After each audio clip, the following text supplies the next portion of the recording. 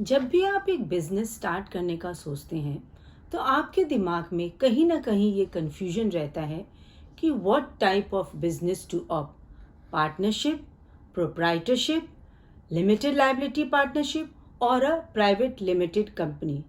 हर businessman का ultimate goal होता है टू मैक्सिमाइज देयर प्रॉफिट, पर जहां बात आती है प्रॉफिट की, वहां बात आती है टैक्सेस की। जितना ज़्यादा आपका प्रॉफिट उतने ज़्यादा आपके taxes.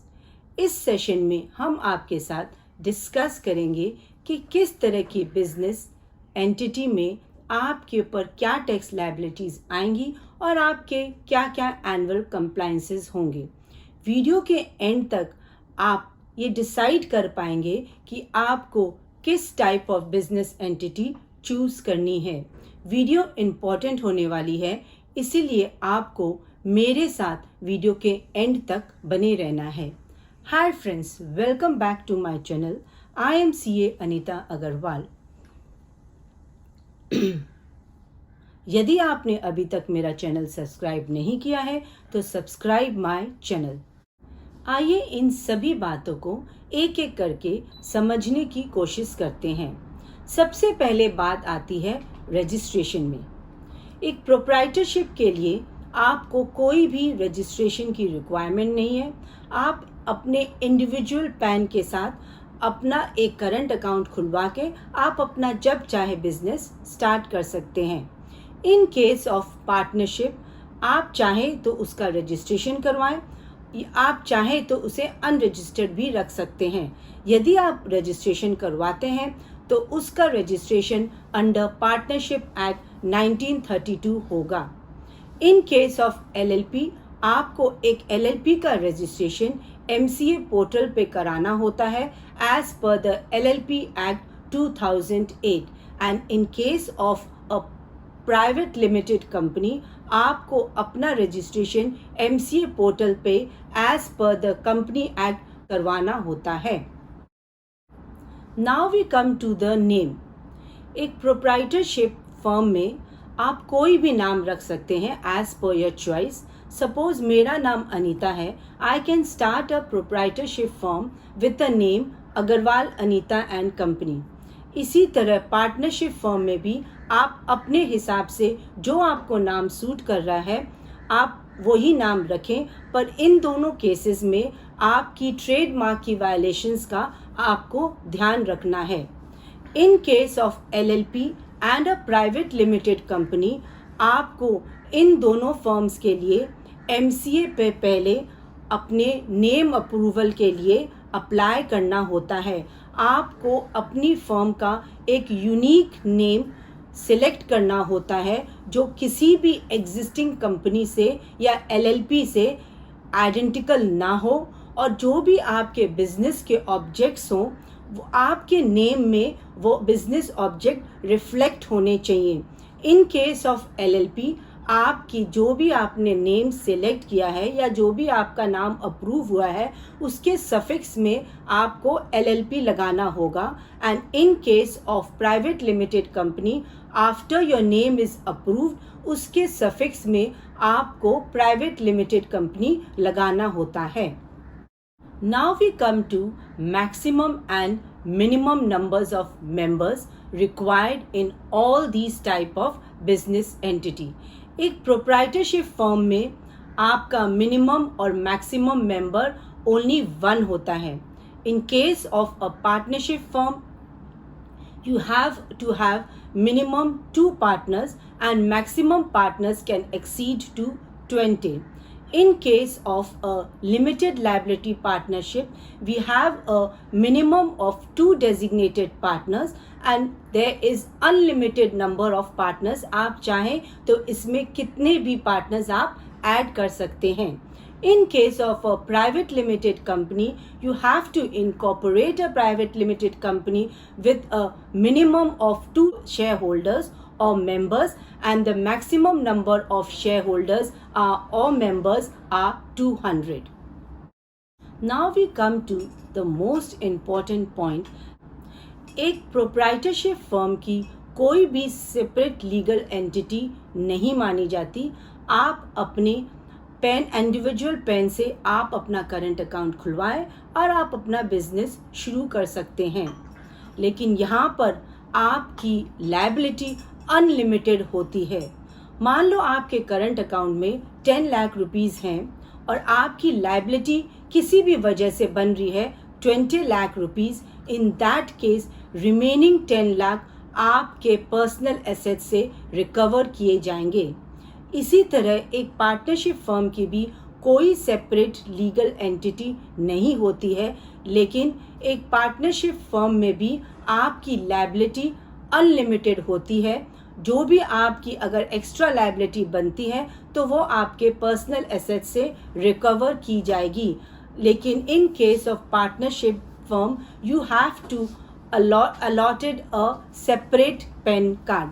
Now in case of LLP is said to be a separate legal entity.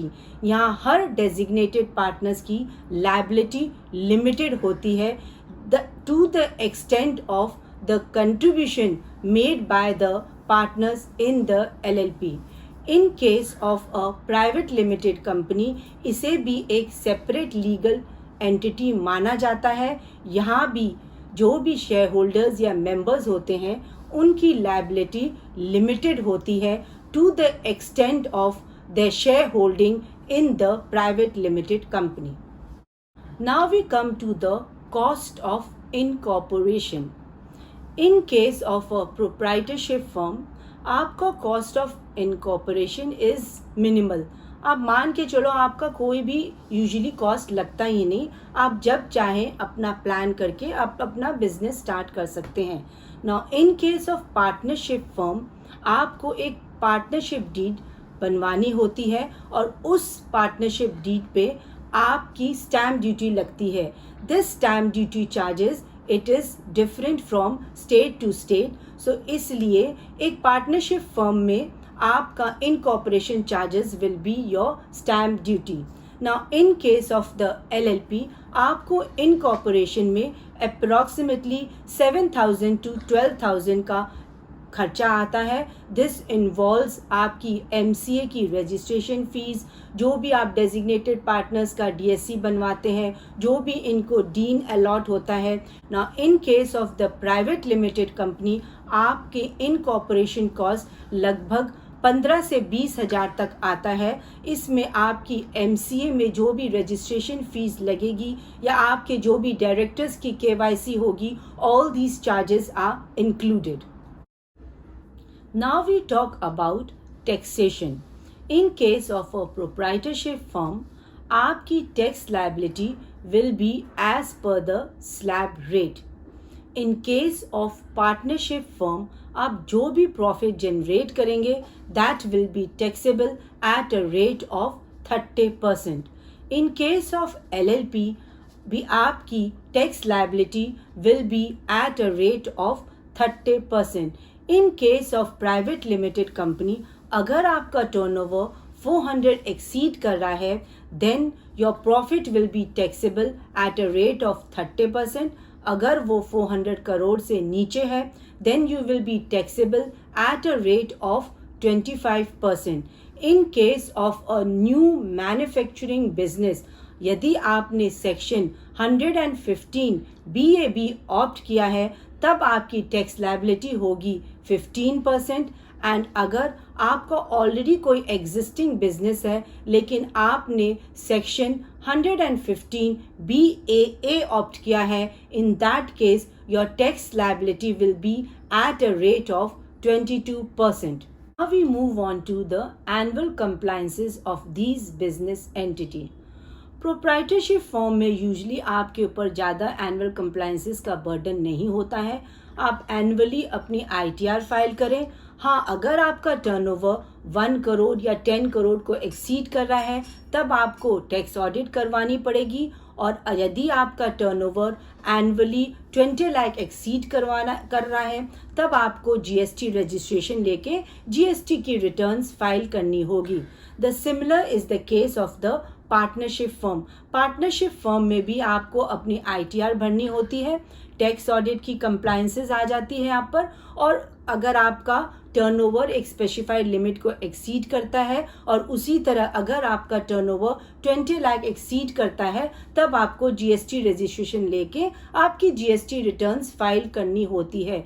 Partnership और इंडिविजुअल को प्रिजम्पटिव टैक्सेशन का बेनिफिट भी दिया गया है। यह प्रिजम्पटिव टैक्सेशन का बेनिफिट एलएलपी और प्राइवेट लिमिटेड के केस में अवेलेबल नहीं है। इन केस ऑफ एलएलपी आपका एनुअल कंप्लायंस का बर्डन थोड़ा बढ़ जाता है।